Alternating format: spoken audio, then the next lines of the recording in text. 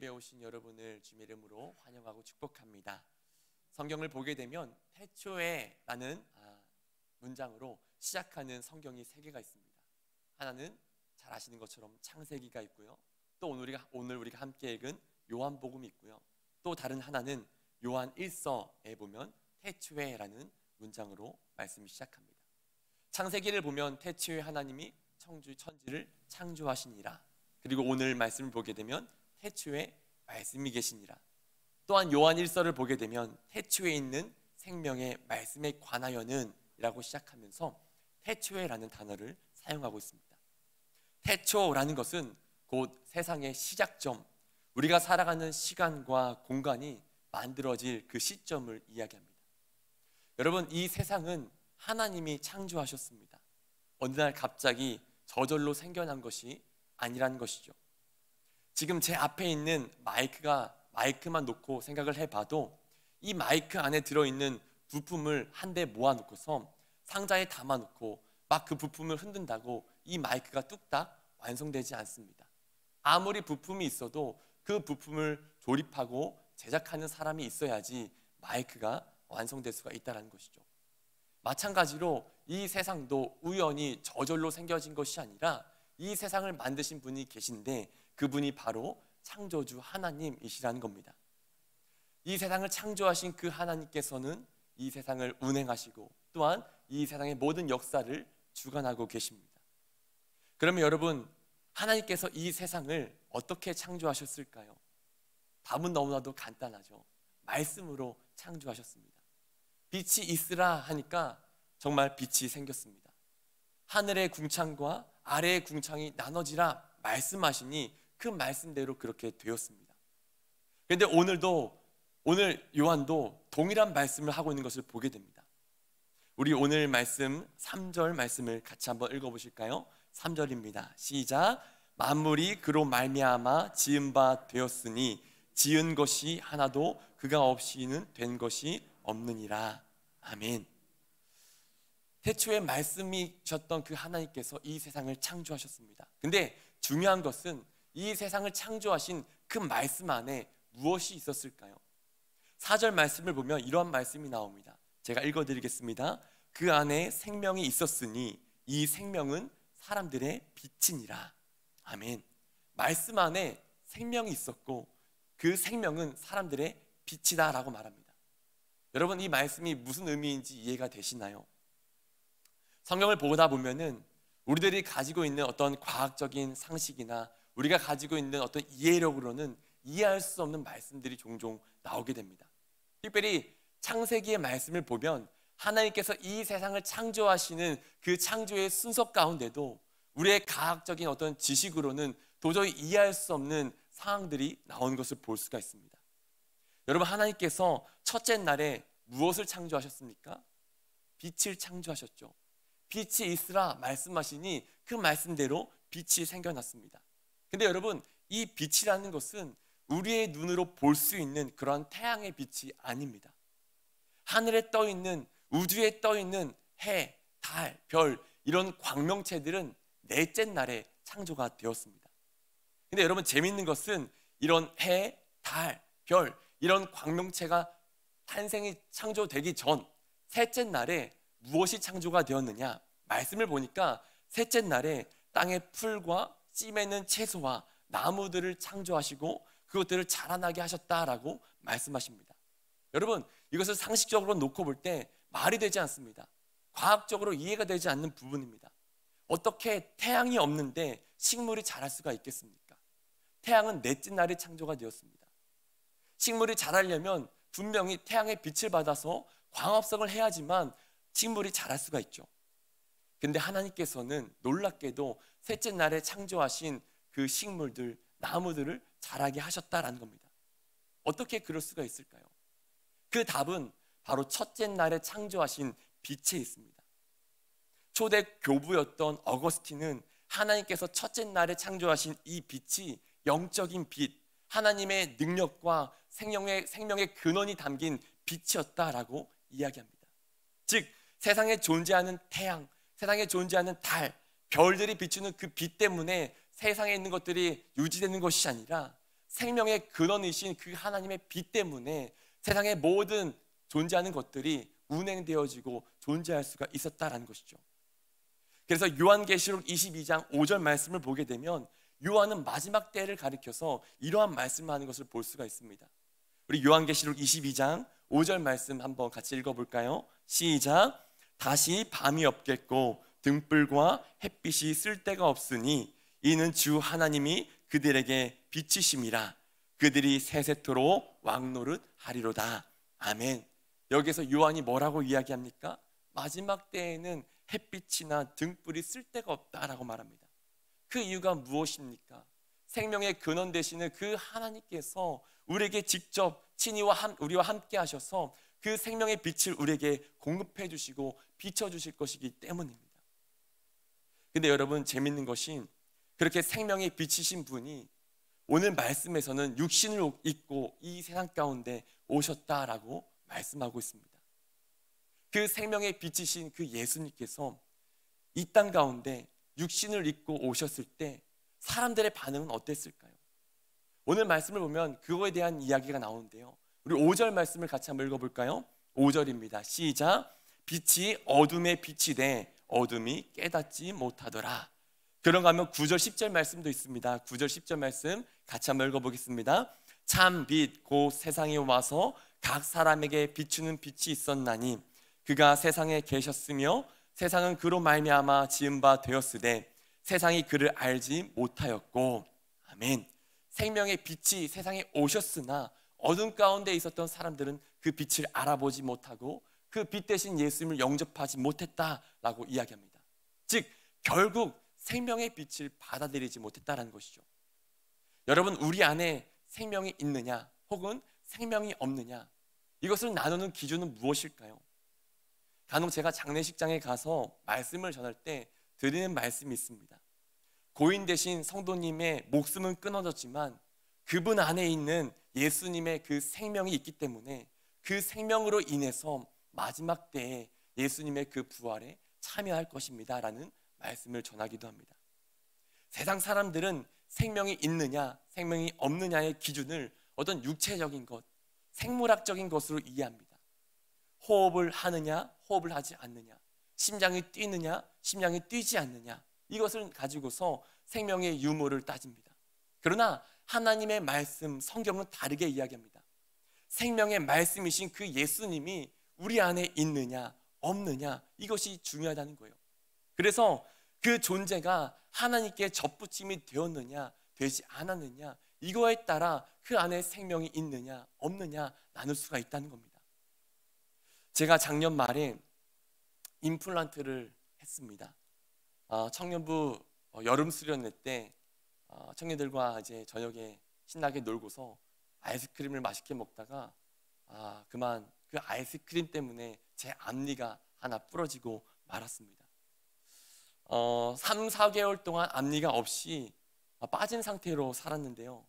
저희 앞니가 없는 그 모습을 본 제 아내가 정말 너무나도 기뻐하더라고요. 저와 살아보면서 제가 제 아내에게 준 가장 큰 기쁨이 아마 제 앞니 빠진 그 모습을 보여준 것이지 않을까라는 생각이 듭니다. 아무튼 이가 부러진 후에 그 이 대신에 임플란트를 하는데 그 3, 4개월 동안 정말 인내의 시간이 필요했습니다. 기존에 있던 그 치아를 빼내고 거기에 있는 신경을 뽑았습니다. 그리고 그곳에다가 철심 같은 것을 바꿔서 그것이 자라기까지, 그것이 자리를 잡기까지 3개월, 4개월 정도 임시 치아를 끼고서 기다려야만 했습니다. 여러분, 임시 치아를 끼고서 3개월, 4개월 기다리는데 그 시간이 너무나도 길게 느껴지더라고요. 너무나도 힘들었습니다. 발음이 되지도 않고 또 무언가 고기를 먹으려고 하면 자꾸 빠지려고 하고 너무나도 힘들더라고요. 이제 임플란트가 끝나면 이제 조금 편안해지겠지, 정상적인 삶을 살 수 있겠지라고 생각을 했습니다. 그리고 작년 12월에 이제 임플란트를 마쳤습니다. 여러분, 정상적인 삶을 살 수 있었을까요? 물론 없는 것보다는 낫더라고요. 근데 한 가지 문제가 있었습니다. 그 문제가 뭐냐? 차가운 걸 먹어도 차가움이 느껴지지 않더라고요. 뜨거운 걸 먹어도 뜨거움이 느껴지지 않고 딱딱한 걸 먹어도 딱딱함이 느껴지지 않더라고요. 그 이유가 무엇이냐? 임플란트한 그 이에 신경의 뿌리가 없기 때문입니다. 신경의 뿌리를 제거하고 거기다 철심을 박다 보니까 어떠한 감각도 느껴지지가 않았습니다. 여러분, 아무리 그럴듯해 보여도 생명이 있는 것과 생명이 없는 것에는 분명한 차이가 있습니다. 겉으로 볼 때에는 똑같은 이처럼 보여도 그 안에 신경 뿌리가 있느냐 없느냐에 따라서 멀쩡해 보여도 뿌리가 없는 치아는 생명력이 없습니다. 어떠한 감각도 느낄 수가 없다는 것이죠. 여러분, 우리 안에 생명이 있느냐 없느냐 하는 것은 어떤 생물학적으로 숨을 쉬느냐 쉬지 않느냐 이것에 달려있지 않습니다. 우리는 하나님의 호흡을 가진 영적인 존재들입니다. 하나님께서 우리를 흙으로만 만드신 것이 아니라 흙으로 만드신 후에 그 안에 하나님의 영을 불어넣으셨습니다. 하나님의 영을 가진 우리들은 하나님께 뿌리를 내리고 있어야 됩니다. 그리고 뿌리를 내리고 있을 때 하나님의 그 감정을 느낄 수가 있습니다. 하나님께서 아파하실 때 우리도 아픔을 느낄 수가 있고요. 하나님께서 기뻐하실 때 우리도 기뻐할 수 있습니다. 하나님께 영적으로 뿌리를 내릴 때 우리는 그 가운데서 하나님을 느낄 수 있고 하나님과 함께 웃고 슬퍼할 수 있는 그러한 삶을 살아갈 수가 있다는 것이죠. 아무리 세상적으로 부귀영화를 다 가지고 있고 육체적으로 건강한 몸을 가지고 있다고 할지라도 그 영혼의 뿌리가 생명의 근원 되시는 그 하나님께 내려져 있지 않다면 그 사람은 목숨은 가지고 있지만 진정한 생명을 가지고 있지는 못하다라고 이야기할 수 있을 겁니다. 그런데 여러분, 생명의 빛이신 그 예수님을 알아보지 못하고 영접하지 못했던 그 어둠의 사람들, 세상의 사람들과는 대조적인 사람들이 나오는 것을 볼 수가 있습니다. 14절을 보면은 그러한 사람들이 나오는데요, 우리 14절 말씀 같이 한번 읽어보겠습니다. 14절입니다. 말씀이 육신이 되어 우리 가운데 거하심에 우리가 그의 영광을 보니 아버지의 독생자의 영광이요 은혜와 진리가 충만하더라. 아멘. 말씀이 육신이 되어 세상 가운데 오셨을 때 세상은 예수님을 알아보지도 못했고 그 예수님을 영접하지도 않았습니다. 하지만 그분 안에 있었던 하나님의 영광을 바라보고 그분의 그 영광을 영접했던 사람들이 있습니다. 요한은 그 사람들을 일컬어서 우리라고 이야기합니다. 여기에 나오는 우리가 누구입니까? 오늘 말씀 12절 13절을 보면은 우리가 너무나도 잘 아는 말씀이 나오죠. 잘 아는 말씀이지만 우리 다시 한번 믿음을 담아서 같이 한번 읽어볼까요? 12절 13절입니다. 영접하는 자 곧 그 이름을 믿는 자들에게는 하나님의 자녀가 되는 권세를 주셨으니 이는 혈통으로나 육적으로나 사람의 뜻으로 나지 아니하고 오직 하나님께로부터 난 자들이니라. 아멘. 여러분, 저와 여러분들이 말씀으로 이 땅 가운데 오신 예수님, 생명의 빛으로 오신 그 예수님을 영접함으로 하나님의 자녀가 된 줄 믿습니다. 우리의 육신의 근거로 볼 때에는 내세울 것이 아무것도 없지만 하나님의 그 은혜 때문에 우리 모두는 하나님의 자녀가 되었습니다. 제가 말씀을 묵상하고 준비하면서 작년 겨울에 한 청년의 결혼식장에서 주례하시는 목사님이 이야기했던 한 말씀이 생각이 났습니다. 여러분, 여기 앉아 계신 분들 중에 혹시 배꼽이 없으신 분이 계신가요? 여기 앉아 계신 분들은 아마도 다 배꼽을 가지고 계실 겁니다. 우리 인간들에게 배꼽이 있다라는 것은 곧 나를 낳아주신 부모님이 있다라는 것을 의미합니다. 만약에 이 세상에 온 인류 가운데 배꼽이 없는 사람을 꼽으라고 한다면 딱 두 사람 꼽을 거예요. 아담과 하와겠죠. 우리가 육신적인 혈통으로 태어난다면 우리는 배꼽이라는 그 흔적을 반드시 갖고 태어나게 됩니다. 그럼 여러분, 한 가지 중요한 질문을 던져보고 싶습니다. 하나님께로부터 태어난 사람들은 어떨까요? 갈라디아서 6장 17절을 보면은 사도 바울은 이러한 고백을 합니다. 우리 갈라디아서 6장 17절 말씀 같이 한번 읽어보겠습니다. 시작. 이후로는 누구든지 나를 괴롭게 하지 말라. 내가 내 몸에 예수의 흔적을 지니고 있노라. 아멘. 초대교회 때 바울의 그 사역의 상황을 보게 되면 바울이 전도 여행을 다닐 때 바울을 따라다니면서 바울을 괴롭히던 유대인 그리스도인들이 있었습니다. 바울이 가는 곳마다 유대인들에게 오직 예수님을 믿으면 그 믿음 때문에 하나님의 자녀, 하나님의 백성이 될 수 있습니다 라고 전파했습니다. 근데 그러한 바울을 뒤따라다니면서 유대인 그리스도인들이 바울이 오직 믿음으로 하나님의 자녀가 될 수 있다고 했다고요? 아니에요. 하나님의 자녀가 되기 위해서는 할례라는 흔적을 가지고 있어야 돼요. 오직 믿음만으로는 안 돼요. 여러분들에게 할례 흔적이 있습니까? 할례 받아야지만 하나님의 자녀가 될 수 있습니다 라고 하면서 바울을 쫄래쫄래 따라다니면서 바울을 괴롭혔던 그러한 사람들이 있었습니다. 이 사람들은 바울을 너무나도 괴롭게 했습니다. 그래서 바울은 갈라디아 교회에게 편지를 쓰면서 이렇게 이야기합니다. 할례나 무할례나 아무것도 아니로되 오직 새로 지으심을 받는 것만이 중요합니다. 그리고 새로 지으심을 받은 그 사람들에게는 반드시 예수의 흔적이 있습니다. 저의 경우에도 비록 육체적으로 할례라는 흔적을 가지고 있지만 그것보다 더 중요한 흔적, 저도 예수의 흔적을 가지고 있습니다. 그 예수의 흔적이 내가 하나님의 자녀가 되었다라는 것을 증거해 줍니다 라고 이야기합니다. 여러분, 하나님으로부터 난 사람들은 그 삶 가운데 예수의 흔적을 다 가지고 있습니다. 그 예수의 흔적이 무엇이겠습니까? 바로 십자가입니다. 그 십자가가 무엇을 의미합니까? 바로 나의 죽음의 자리를 의미합니다. 많은 사람들은 죽지 않고 새로워지기를 원합니다. 하지만 죽지 않고, 즉 무언가 매듭짓지 않고, 무언가 끝내지 않고, 무언가 정리하지 않고 결코 새롭게 나아갈 수는 없습니다. 우리는 반드시 끝이 있어야 그 끝 다음에 새로움을 향해 나아갈 수 있습니다. 로마서 12장 1절 말씀을 보게 되면 바울은 이렇게 이야기합니다. 우리의 몸을 하나님이 기뻐하시는 살아있는 제물로 드리기를 원한다고. 무엇으로 드린다고요? 살아있는 제물로 하나님께 드리기를 원한다고. 이것이 하나님께서 우리를 통해서 받으실 영적인 예배라고 바울은 이야기합니다. 근데 이 바울의 말을 보게 되면 구약의 제사와 좀 맞지 않는 내용이 담겨져 있습니다.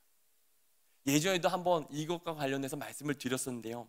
여러분, 구약에서 제사를 드릴 때 그 제물을 보게 되면 그 제물은 어떠한 제물입니까? 살아있는 제물이 아니라 죽어있는 제물을 드렸습니다. 짐승의 목을 비틀고 피를 빼낸 다음에 그 피를 받아서 제단에 뿌렸습니다. 그리고 죽은 그 짐승을 제단에 놓고 하나님께 제사를 드렸다는 것이죠. 근데 바울은 로마서 12장 1절에서 우리의 몸을 죽은 제물이 아니라 살아있는 제물로 드리라 라고 이야기합니다. 이것이 무슨 의미일까요? 우리가 살아있는 제물이 되기 위해서 우리에게 선제적으로 필요한 것이 있습니다. 여러분, 그것이 무엇이냐? 바로 우리의 죽음입니다. 내가 십자가에서 주님과 함께 십자가에 못 박혀 죽었을 때 그 죽은 내 삶 가운데 주님이 우리 안에 오셔서 우리 안에 거하기 시작합니다. 그래서 이제는 내가 사는 것이 아니라 내 안에 오직 예수님만이 산다라는 그러한 바울의 고백을 우리는 하게 되는 것이죠. 그렇게 내가 죽고 오직 주님이 내 안에 사는 삶을 살 때 우리는 죽은 제물이 아니라 산 제물로, 그래서 하나님을 기쁘게 해드리고 하나님을 영화롭게 해드리는 그 삶으로 나아갈 수가 있다는 것이죠. 여러분, 하나님께로부터 난 사람들은 십자가에서 예수님과 함께 못 박혀 죽은 그 흔적이 있습니다. 저와 여러분들에게도 그 흔적이 있는 줄 믿습니다. 그러면 여러분, 우리가 십자가에 못 박혀 죽고 예수님이 우리 안에 산다라는 것은 대체 구체적으로 조금 더 깊게 무엇을 의미할까요? 요한일서 5장 1절부터 2절 말씀을 보면 요한은 이러한 말을 합니다. 우리 요한일서 5장 1절부터 2절 말씀 같이 한번 읽어보겠습니다. 시작. 예수께서 그리스도이심을 믿는 자마다 하나님께로부터 난 자니 또한 낳으신 이를 사랑하는 자마다 그에게서 난 자를 사랑하느니라. 우리가 하나님을 사랑하고 그의 계명들을 지킬 때에 이로써 우리가 하나님의 자녀를 사랑하는 줄을 아느니라. 아멘.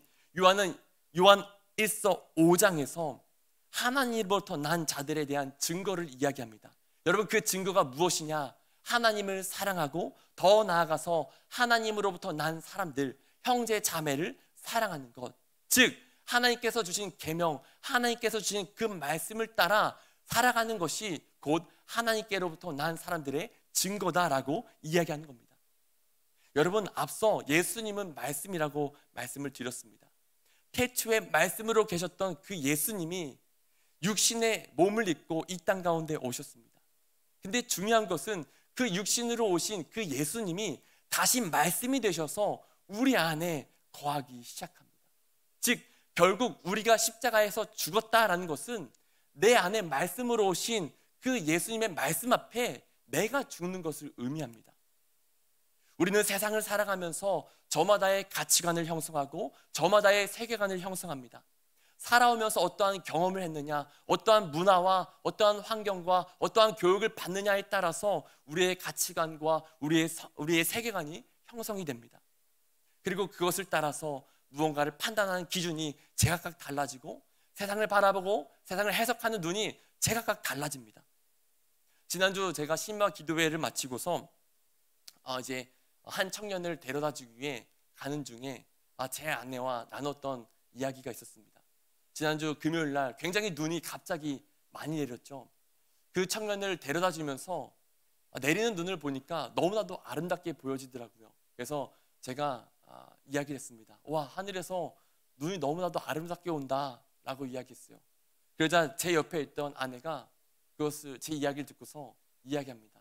와, 하늘에서 쓰레기가 내리네 라는 이야기를 했습니다. 정작 눈치 있는 사람은 전데 그 이야기를 제 아내가 하더라고요.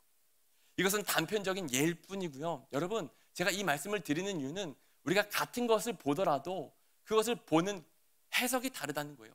어떠한 가치관과 어떠한 세계관을 가지고 있느냐에 따라서, 어떠한 경험을 가지고 있느냐에 따라서 다 다르다는 거예요. 다 다른 가치관과 다 다른 세계관을 가지고 있다 보니까 여러분, 그 가운데 충돌이 당연히 일어날 수밖에 없겠죠. 나와 다른 사람들과 분명히 살아갈 수밖에 없습니다. 그 가운데 우리는 비방하고 다툼이 일어나게 됩니다. 근데 그럴 때 우리가 하나님의 말씀으로 내 가치관, 내 생각을 죽이는 겁니다. 내 안에 들어와 계신 그 생명의 말씀이신 그 예수님의 말씀으로 내 고집, 내 편견, 내가 그동안 쌓아왔던 그 기준들을 다 꺾는 겁니다.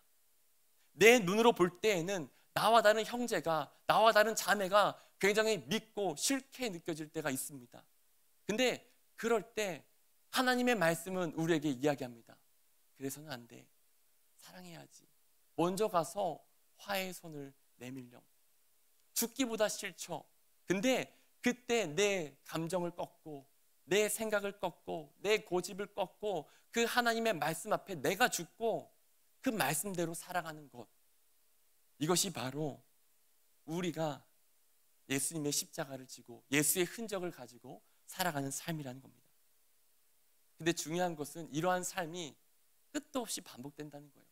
그냥 한 번 끝나면 좋겠는데 매일 이어지지 않습니까? 매일매일 우리는 죽어야 되는 거예요. 그래서 사도 바울은 이야기합니다. 나는 날마다 죽노라.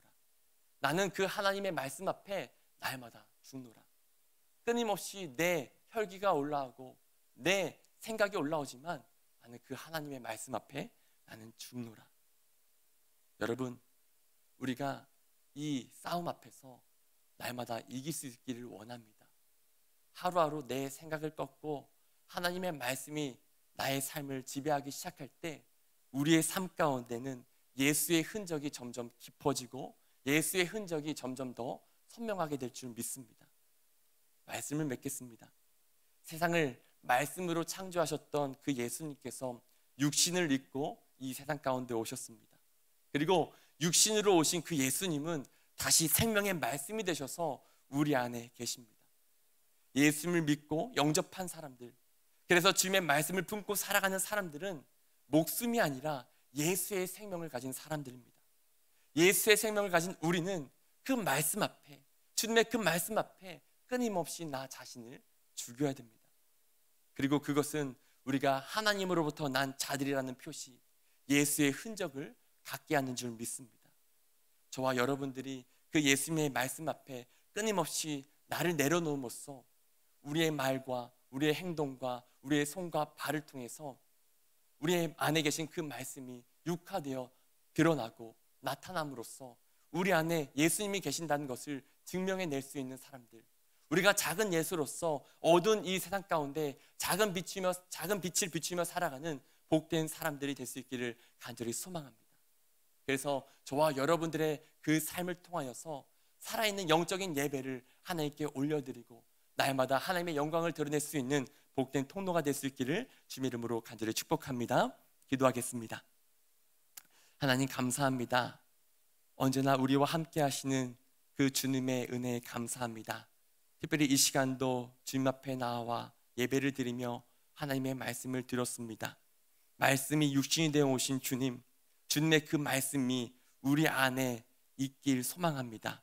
우리 안에 거하신 그 말씀이 우리의 영을 새롭게 하고 하나님께서 원하시는 그 새로운 모습으로 날마다 우리를 변화시켜 나아갈 수 있기를 간절히 소망합니다. 주님의 거룩하신 그 말씀 앞에 우리가 늘 겸손케 하시고 그 말씀 앞에 우리의 생각과 우리의 고집과 우리의 경험들, 우리의 모든 것들을 꺾고 주님의 그 말씀 앞에 순종함으로써 우리 안에 계신 그 예수님을 드러내고 그 예수님을 증거하는 복된 삶을 살아갈 수 있도록 인도하여 주시옵소서. 특별히 이 시간도 주님께 나올 때 귀한 예물 드렸습니다. 우리 강임구 권사님, 한순애 권사님 감사 예물 드렸습니다. 하나님, 이 가정을 주님께서 기억하여 주시고 날마다 하나님께서 책임져 주셔서 형통한 복이 이 가운데 충만케 하시고 하나님의 함께 하심이 이 가정 가운데 증거되어질 수 있도록 은혜를 베풀어 주시옵소서. 또한 하나님, 최종화 권사님 저희 하늘로 데려가신 사촌 올케 좋은 곳으로 인도하심을 믿습니다. 남아있는 가족들에게 힘과 용기 주셔서 기도로 극복하게 하시고 더욱 소중한 저의 가족들 되도록 도와주소서라는 기도의 제목을 담아서 감사 예물을 드렸습니다. 하나님, 우리 권사님이 이 예물에 기도의 제목을 담아 드린 것처럼 이 가정 아픔을 당했지만 그럼에도 불구하고 하늘의 소망을 바라보고 또 부활의 그 영광을 바라보며 이 모든 아픔과 슬픔을 극복하고 이겨나아갈 수 있는 귀한 가정이 될 수 있도록 인도하여 주시옵소서. 기도할 때마다 성령께서 위로하여 주시고 기도할 때마다 그 눈에서 흐르는 눈물을 닦아주셔서 하나님이 주시는 그 하늘의 평안과 기쁨이 그 가정 가운데 충만하여 줄 수 있도록 은혜를 베풀어 주시옵소서. 모든 것 감사드리며 예수님 이름으로 간절히 기도드렸습니다. 아멘.